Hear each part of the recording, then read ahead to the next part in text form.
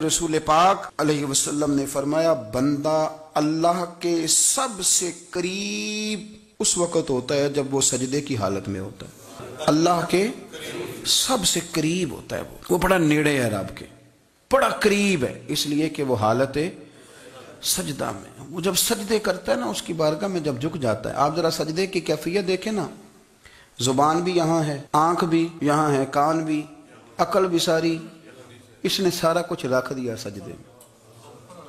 آپ وہ کبھی پیچھے جائیں تو دیہاتوں میں کہا جاتا تھا ناک سے نکیریں نکالو، بہت بڑی سزا ہوتی تھی نا، ناک سے نکیریں نکالو، بڑی سزا ہوتی تھی. تو اس نے کہا مالک مجھے کسی نے کہا نہیں، پر دیکھنا میں نے رکھ دی ساری عقل سجدے میں، اور رکھ کے کہا کیا سبحان ربی یا اللہ، اللہ میں پست ہوں تو اعلیٰ ہے، اللہ تو میرا رب ہے اور تو سب سے اعلیٰ اتنا. اور فرمایا جب یہ اس کیفیت میں ہوتا ہے تو پھر یہ اپنے رب کے قریب ہوتا ہے. صلاح الدین ایوبی بزرگ سے ملاقات ہو گئی، بیت المقدس پر قبضہ تھا عیسائیوں کا. تو صلاح الدین بڑے پریشان تھے. بابا جی کہنے لگے پتر کیا ہوا؟ کہنے لگے حضور پتہ چلا ہے دشمن کے 2 بحری بیڑے اسلحہ لے کے آ رہے ہیں.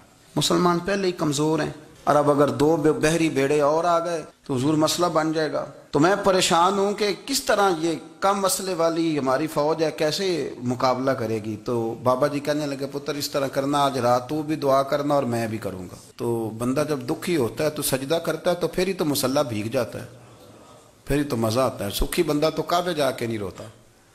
دکھی تھے، تکلیف تھی، تو سر رکھا سجدے میں تو تڑپ گئے.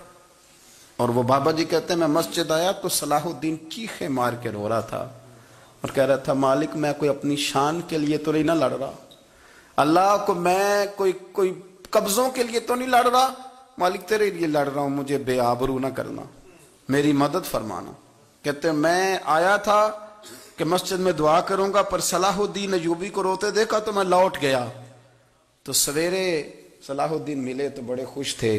میں نے کہا پتر کیا ہوا؟ کہنے لگے حضور وہ بحری بیڑے 2 آ رہے تھے نا اسلحہ لے کے، دونوں ڈوب گئے پانی میں. تو بابا جی کہنے لگے صلاح الدین وہ پانی میں نہیں ڈوبے، وہ تیرے آنسوؤں میں ڈوب گئے، وہ غرق ہو گئے. وہ جو تو نے مسلح بات کیا تو وہ تیرے آنسوؤں میں ڈوب گئے، وہ غرق ہو گئے، وہ تباہ، اتنے قیمتی تھے تیرے آنسو کے بہا لے گئے دشمن کے بحری بیڑوں کو.